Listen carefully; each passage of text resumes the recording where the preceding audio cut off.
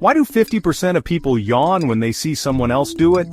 Let's dig into the science behind this. Yawning is contagious, right? But why? It actually helps cool down your brain, making you more alert. Plus, it's your body's way of saying, I need a break. Now, goosebumps, why do they happen? When you're cold, your body makes hair stand up to keep warm. But it's also an ancient survival instinct to look bigger when scared. Sneezing, why does it feel so intense? When something irritates your nose, your brain sends a message to clear it out fast. A sneeze can travel up to 100 miles per hour.